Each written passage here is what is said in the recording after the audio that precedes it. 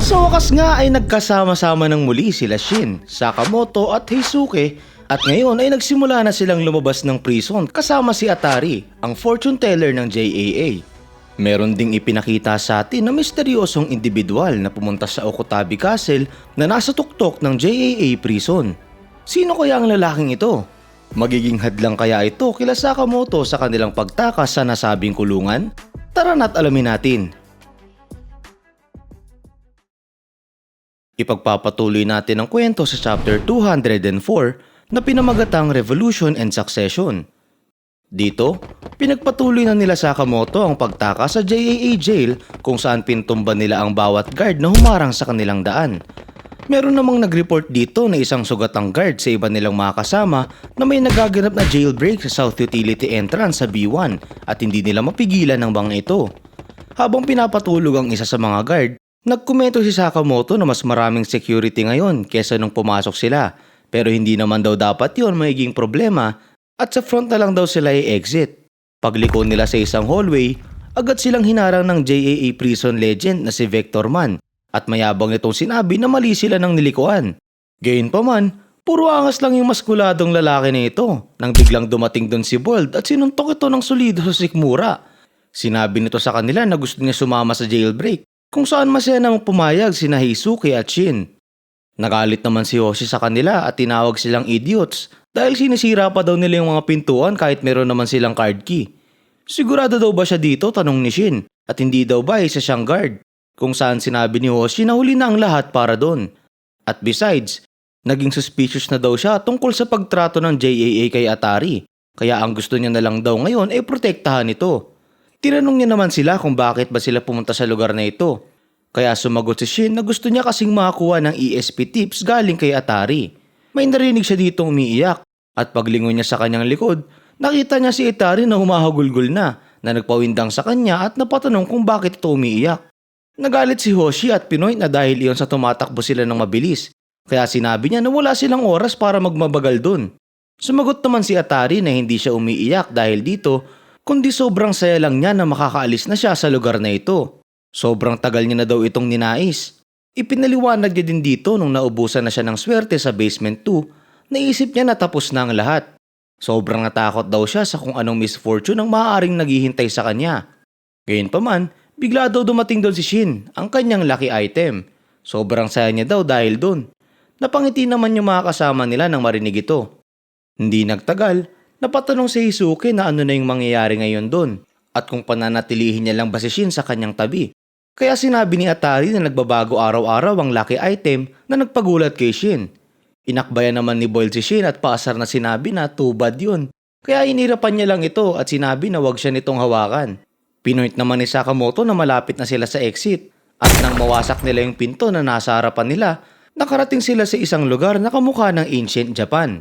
Nagtaka si Shin kung nasaan sila. Kaya sinabi ni Sakamoto na nasa loob sila ng Okutabi Castle somewhere, na nagparealize sa kanya na nasa ilalim nga pala ng gusaling ito yung prison. Habang nagtitingin naman sa paligid, nagtaka sila kung bakit ang lakas ng security ng lugar na ito. Gayunpaman, biglang may naramdaman si Atari dito na kakaibang pakiramdam at sa isang iglap, sumulpot sa gitna ng kanilang grupo si Tanabata. Sinubukan ni Sakamoto na lingunin ng lalaking ito, pero huli na ang lahat nang mas tramang ni Tanabata ang kanyang gitara na nagsanhi ng malakas na shockwave na nagpatalsik sa kanilang lahat. Agad naman na narealize ni Sakamoto na tiga-order yung lalaking ito. Habang sila Shin at yung iba pang nandun ay hindi makapaniwala na gamit lang ang sonic shockwaves ay napalipad sila nito. Sumunod nun ay kinuha ni Tanabata si Atari kung saan agad ay sinubukan ni Shin na habulin ito. Pero mabilis siyang pinigilan ni Shishiba at habang tinututok yung martilyo nito sa kanyang leeg, sinabihan siya nito na huwag siyang gagalaw at kung hindi puputulin nito ang kanyang ulo. Si Osaragi naman ay pumunta sa likuran ni Heisuke at tinapatan iyon ng kanyang circular saw blade. Dumating din dito si Torres at Pinoy na kagaya ng kanyang sinabi, hindi nila magagawang makaalis sa lugar na ito. Paglingon naman ni Sakamoto sa bubong ng isang gusali dun, nakita niya si Oki na nakatayo. Nang tawagin niya naman niyong Oki ay pinoint nito na Mr. Oki dapat ang kanyang tawag dun at wag niya daw kalimutan na ito ang kanyang boss. Mukhang talagang concerned daw ito sa kanila, ika naman na Sakamoto. Kaya sinabi ni Oki na wag siyang magkamali ng inaakala dahil sapat na daw ang dalawang order members upang patayin silang lahat. Gayunpaman daw, ang luck ay maaaring maging fickle thing, kaya nag-iingat lang daw sila. Nang ma-mention naman ni Oki ang tungkol sa luck, sinabi ni Torres sa kanya na naubusan na nun si Atari, kaya baka sumubra nga daw talaga sila doon sa pagiging maingat. Pinoint dito ni Oki na purely subjective ang luck at misfortune, pero yung ability daw ng babaeng yon para mag-shift ng probabilities ay maaaring maging mapanganib, given na kaya niyang ma-warp ang outcomes. Hindi daw nila gugustuhin na makagulo ang isang irregular element sa kanilang mga plano. Binulungan naman ni Boyle si Sakamoto kung naiisip niya ba ang naiisip nito na ang weird ng sitwasyon ngayon, kung saan sumang-ayon doon si Sakamoto. Habang nag-uusap sila ay napasigaw si Hisuke na hindi daw ba ay may bigger fish to fry pa sila doon at hindi rin daw ba ay si X yung tunay nilang kalaban. May punto naman daw siya doon, ika ni Oki, at ipiniliwanag na sa ngayon hindi na nila pwedeng basta-basta na lang i-write off si X. Minsan daw, sa halip na puksain ang isang toxin, mas mainam na nagamitin yon sa kanilang advantage. Nanlaki ang mga mata ni Sakamoto nang marinig yun at napaisip kung anong ibig sabihin nito. Sumunod nun, bigla naman tayong pumunta sa Lake Tazawa sa Akita Prefecture. Sa lalim ng 423 meters ng lake na ito, may kita dito ang JAA Underwater Base Branch 0. Sa loob naman ito, ipinakita sa atin si Asaki na ninenervyos habang tinatanong ang kausap niya na kung paano nila nakita ang lugar na ito. Lumalabas na si X yung kausap niya dito at kasama nito ang kanyang mga kaibigan at pinatay na ng mga ito ang lahat ng staff sa base. Sinubukang makipag-small talk ni Asaki upang makapag-buy time habang iniisip din kung nasaan na ba yung order. Tinitigan naman siya dito ni X at tinanong kung bakit takot na takot siya nandito lang naman daw sila para kunin ang kanyang ninakaw. Nagtaka si Asaki sa tinutukoy niya at pinoint na hindi ba nito nare-realize kung gaano niya ito ka-special na trinato sa Alcamar.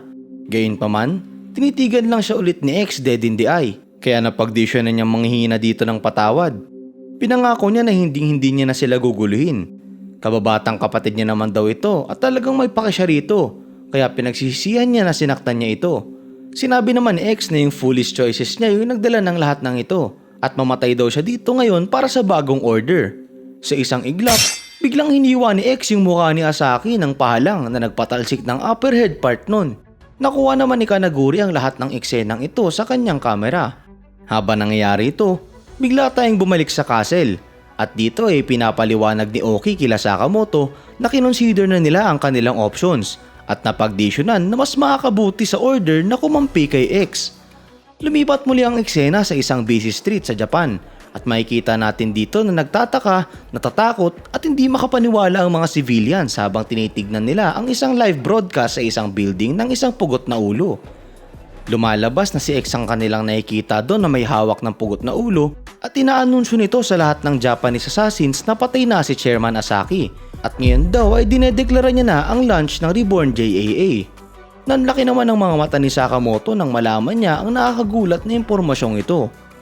At ayun na nga, grabing turn of events ang nangyari sa chapter na ito. Ang order, kakampi kay X?